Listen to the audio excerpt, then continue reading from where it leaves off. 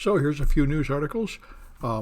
Over the weekend in the news programs, American military experts said that they do believe that Russia is committing war crimes, which does seem undeniable, and they are collecting the evidence and going to pass it on to The Hague, which certainly seems like Putin should be punished for war crimes, just like the Nazis.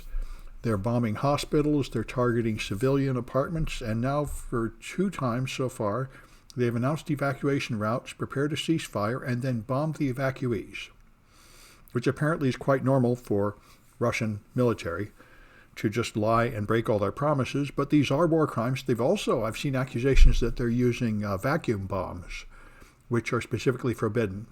Bombs that have 2 explosions, one to spread flammable material all through a building, and a second one to set that off, creating a vacuum which sucks all the oxygen out of the building and causes it to implode, more efficiently killing everybody and destroying buildings.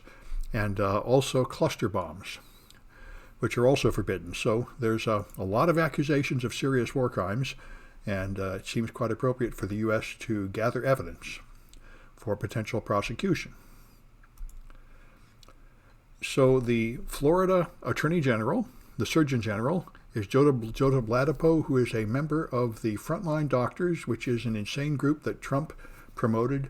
They were on the steps of the Capitol building talking about how diseases are caused by people having sex with demons in their sleep, and that the vaccine is made out of the bodies of alien visitors that are ground up and is poisoning humans with alien DNA and such things. And against the stern complaints of all the Democrats, he was appointed by the Republican governor as the official Surgeon General in Florida, and now he says, of course, that healthy kids should not get the vaccine. Which, by the way, is not as insane as those other things. I mean, you could argue that kids shouldn't bother getting the vaccine. They're at relatively low risk, although they're at pretty high risk of spreading it to adults. But anyway, this is very much like the guy that Trump put in, whose name I've forgotten, Scott Adams, something like that. He had a similar lunatic that he put in charge of his medical advice, someone that would tell him that everything's fine, there's no COVID, you can just give people oxychloroquine, chloroxy, whatever that stuff was. Just repeat any lies he wanted him to repeat. So if you think we got bad election problems here in South Korea, they got 2 people running for president or whatever the leader is, and they have been having negative campaigning, so much accusing each other of corruption and crimes that most people hate both of them, which is kind of like what we've had in the last several elections, and they seem to have decided that whoever wins is totally going to jail the other. So it's really sort of a life or death matter, and on it goes. This may well be where we're headed. Remember, Trump wanted to lock up Hillary. He still wants to lock up Hillary. And a whole bunch of people want to lock up Trump, although that doesn't seem to be working. But we could end up in the same position here, where if you lose the election, the winner will lock you up. And that's not a good place to be at all. This is actually a very interesting issue. If you think about it, we spent 20 years trying to help with military assistance Afghanistan and build up a government. It was an absolute failure. When we left, they just got completely wiped out in a hurry. And yet in Ukraine, we gave them assistance, and it worked. They're powerful. When they got invaded, they were able to fight back. And so they're talking about what we did.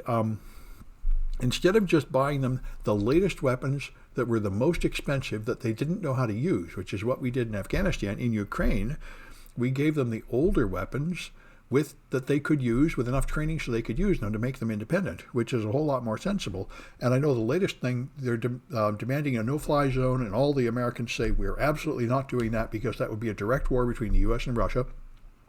So they said, well, if we can't have a no-fly zone, can we at least have some fighter jets?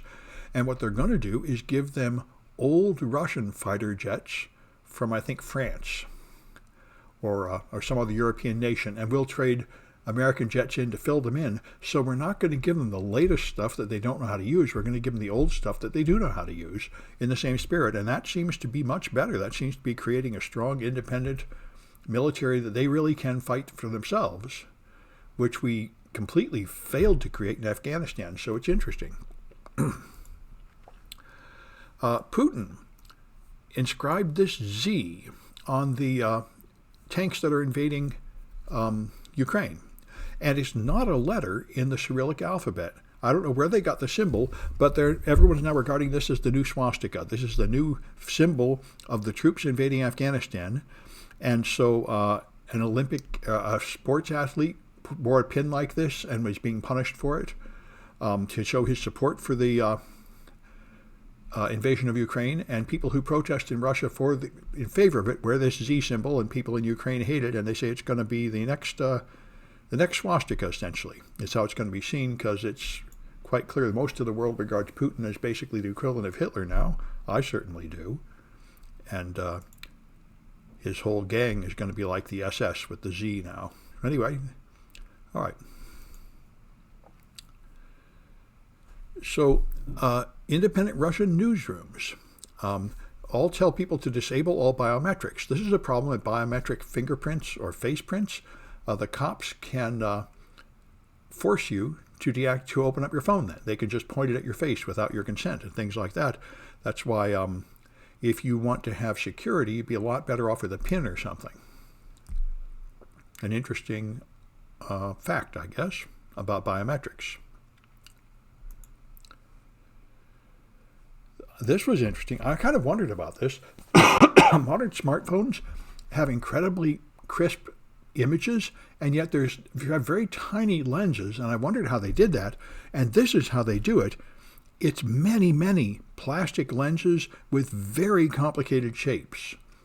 Not spherical at all, carefully designed to have all these layers of lensing most efficiently, lens in all the light. Really quite interesting. Show how you can do it with such a small volume. And at a pretty low price, too. So Russia, as you know, Russia's becoming a pariah like North Korea in an incredible hurry. Everybody's cutting all connections with them. One of the few cooperative things that's still going on between Russia and the United States is the space station. And they seem to be backing away. They released a video showing the Russians pulling out of the space station, and then the space station splitting in half with the Russian part taking off. Somehow simulated. It hasn't happened yet. But it does seem like the U.S. and Russian space programs probably can't cooperate much longer, as we basically end up in open war with Russia. We're only a few inches away from open war with Russia now, and I don't see anything getting any better anytime soon. All right. And by the way, the Russians are having huge problems maintaining their supply line, and their military radios don't work, so they're using unencrypted ham radio signals for their troops. So all kinds of amateurs are just picking up the radio communications, and they're revealing them discussing war crimes where they plan to target civilians, plan to target the apartment complexes and so on, and they're discussing this over unencrypted radio, which people are picking up and recording. So that'll be more evidence.